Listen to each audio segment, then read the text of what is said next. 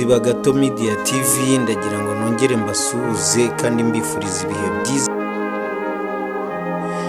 mugire amahoro. Rero ndagira ngo twongere dusubire mu makuru, twongere turebe ibibera hirya no hino mu isi, dore ko isi yacu irimo byinshi cyane kandi biteye ubwoba, kandi mbona ko ari ikibazo gikomeye ku bayituye. Rero uyu munsi ndagira ngo turebe hirya no hino mu bihugu by'amahanga. Uyu munsi turabona intambara yo muri Israeli ndetse hariya ahitwa muri Gaza. Ahangaha rero intambara irimo kuhabera, dore ko byamaze noneho kugenda bivugwa ko barimo kuvuga ko ari jenoside ishobora kuba nayo yagereranywa n'izindi jenoside zose zabashije kuba zibaho. Effective at 4 a.m. tomorrow local time, the fighting across the Lebanese is... Rero byatangiye kwandikwaho n'Ubutaliyane n'ibindi bihugu byinshi byatangiye kwandika kuri iyi ntambara ibera muri Gaza hagati ya Israeli n'umutwe Hamas. Rero ngira ngo bakunzi ba Gato Media TV murabyumva ko hirya no hino hari ibibazo biteye ubwoba, ndetse tuze tugaruke muri Haiti.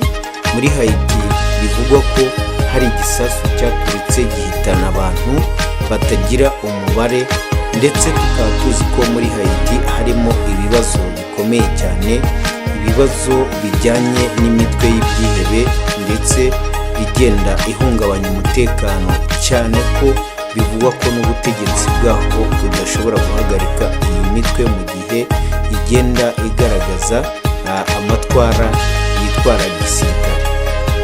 Rero iyi mitwe y'ibyihebe yahungabanyije ubuzima bwa benshi mu gihugu cya Haiti.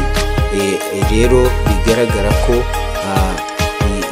isi nta mahoro ifite. Rero turongera kubona hano iwacu muri Afurika, tubona hariya mu gihugu cya Mozambique aho ingabo z'u Rwanda zemerewe kujya gucunga umutekano no kugarura amahoro muri icyo gihugu, cyane ko iki gihugu nacyo kirimo kugenda kizahazwa n'imitwe y'ibyihebe. Ahangaha rero ngira ngo murabyumva bakunzi ba Gato Media TV, ni ibibazo bigenda bibera hirya no hino. Rero nta mahoro hirya no hino. Iyo turebye rero tugarutse mu gihugu cyacu cy'u Rwanda, ushobora gusanga twakwibarira umutekano, cyane ko murabizi ko umuntu aragenda amasaha 24 kuri 24 uko abishaka, ugashobora kuba waryama mu nzu bugacya ari amahoro. Ariko ahandi ngira ngo murabyumva ko ni ukurara biruka bakabyuka biruka, mbese nta munsi n'umwe baba bafite amahoro yuzuye mu buzima bwabo. Ngira ngo rero ni ibintu bidutera kugenda twibaza cyane, n'ibindi byinshi tuzagenda tureba, ndetse mu bijyanye n'ikoranabuhanga. Iyi si yacu y'ikoranabuhanga rero ngenda yibonamo ibibazo byinshi cyane, cyane ko irimo intambara nyinshi kandi zigiye ziteye ubwoba abayituye.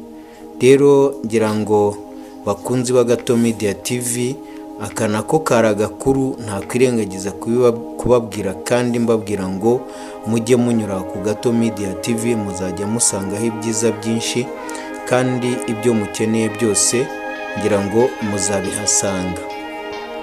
Rero ngira ngo aka gakuru nako nabagezagaho reka tube tugahagarika ahangaha, n'ubundi amakuru aba ari menshi tuzagenda tubazanira n'izindi nkuru tuzibahe mubashe kuzumva. Ngira ngo rero ibi byose mbere y'uko nsoza, ni ibibazo tugenda tubona akenshi Leta Zunze Ubumwe za Amerika ibibiri inyuma, dore ko Biden ubungubu bigaragara ko agiye kuva ku ubutegetsi akabusigira Trump akaba ashobora kuzatangira kwicara ku ntebe y'ubutegetsi mu kwezi kwa mbere. Rero Biden ndabona arimo gushaka kugenda yihutisha cyane, dore ko ari we urimo no guhereza intwaro abo muri Ukraine ngo barase Uburusiya kugira ngo bagende babumvikanisha, bakora ibiganiro bibahuriza hamwe bishobora guhagarika iriya ntambara yakuriye ibibazo mu isi namwe mutayobewe, dore ko ibiciro ku masoko byabaye ibiciro, kandi biriya bihugu tuzi ko byari bifite ubutunzi bwinshi. Rero ngira ngo iyi nkuru nayo reka tube twihagarikiye ahangaha, tugumye tugenda tureba n'ibindi byinshi biri hirya no hino kugira ngo nabyo tubashe kubibagezaho. Ngira ngo rero reka mbabwire ko ari akagaruka. Ciao ciao.